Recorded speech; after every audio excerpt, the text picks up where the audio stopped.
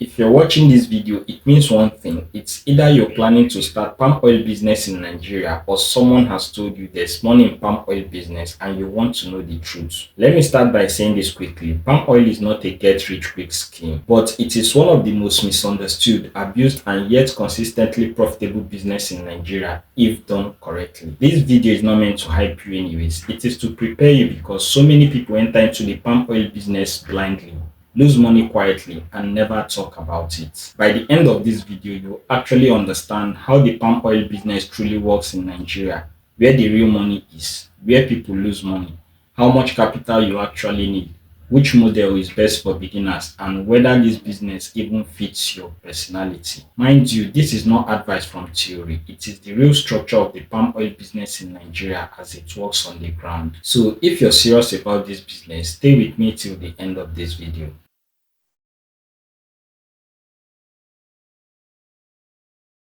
As we dive deep into this video, do me a quick favor to smash the like button and subscribe if you haven't already, and say your thoughts about this video in the comment below. And as for you who want me to guide you one-on-one into the stock market investing journey, kindly use the email inside the channel description on this video below to send me a message. The first thing we need to talk about in this video is understanding palm oil business in Nigeria. Palm oil is not just a cooking ingredient in Nigeria, it is culture, economy, industry, and survival. Nigeria is one of the largest consumers of palm oil in the world because every home uses it, every market sells it, and every restaurant depends on it. Now, here's the irony. Nigeria is no longer the largest producer. Countries like Indonesia and Malaysia took what Nigeria had, refined it, industrialized it, and turned it into global export machine. So when you hear people say palm oil is saturated, what they really mean is local market is playing small while global market is playing big. Palm oil demand in Nigeria is year-round. There's no season where people stop cooking. What changes is price, availability, quality, and market control. And that's where business opportunity lives. So let's quickly move into the types of palm oil business models. There are 5 major palm oil business models in Nigeria, and before you put your money in palm oil, you need to understand which game you're playing. The first model is the palm oil farming, also known as the plantation model. This is the long-term model. You plant oil palm trees, you wait, you invest, you wait more, then you harvest for decades. The land appreciates, trees produces for 25 to 40 years, and your children can inherit them as well. Some of the cons are you're expected to wait about 3 to 4 years before your first harvest. You need high patience requirements, and land disputes in Nigeria are real. What does this tell you? This model tells you it's not for people who need quick cash flow. The second model is the palm fruit processing, also known as mill owner model. In this model, you do not or must not own the farm, you own the machine. Farmers bring palm fruit, you process, you take your cut. In this model, what you stand to benefit are faster cash flow, demands are high during peak season, and this model is scalable. While on the other hand, you could face challenges like machine breakdown, fuel costs, labor problems, and seasonal pressure. The third model is palm oil trading, which is also the buy and sell model. This is where most beginners start and also where most beginners fail. You buy when palm oil price is low, you store and you sell when price rises. It is in this model you find people who buy and sell off immediately at a profit and people who buy for storage and sell during scarcity. This model gives you low entry barrier, no machinery, and fast learning curve, although you could also face price fluctuation, adulteration risk, storage losses, and capital erosion if timing is wrong. The fourth model is bulk supply and B2B distribution. In this model, you supply to hotels, restaurants, soap makers, food processors, and even wholesalers in local markets.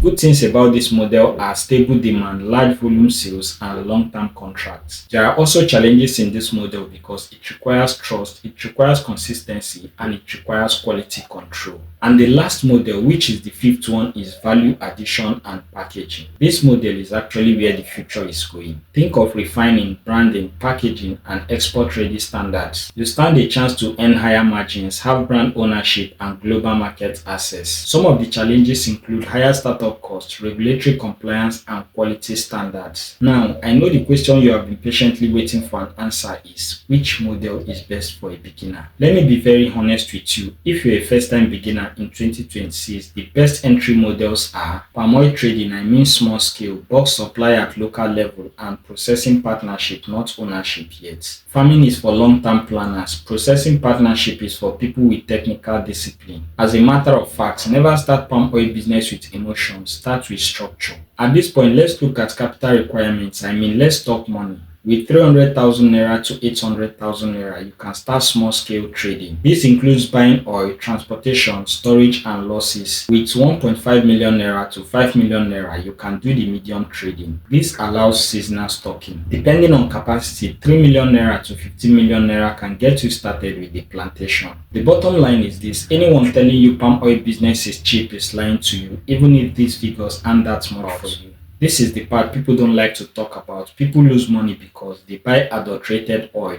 They don't understand moisture content. They store oil wrongly. They borrow money to trade. They chase price instead of margin. They trust suppliers blindly and they ignore transportation losses. The truth is this: palm oil business punishes ignorance actually. The next part of this video is where I get to talk about adulteration and quality control. If you don't understand quality, learn it before you jump into the business or you exit. Adulteration methods include adding dye, adding water, adding sludge oil, and mixing old oil with fresh oil. You must learn smell, thickness, foam tests, heating reaction, and sedimentation check. Palm oil reacts to heat, air, light, and contamination. In fact, wrong container could equal silent loss. Plastic drums, metal drums, jerry cans each all have their pros and cons. In fact, always avoid metal drums or containers. And one important thing is that transport loss alone can kill margin if not managed properly. We also need to talk about the pricing, seasonality, and market cycles. Palm oil price is seasonal. Peak profit season does not equal peak production season. What that means is that smart traders buys when everyone is selling, money is scarce, and fear is high,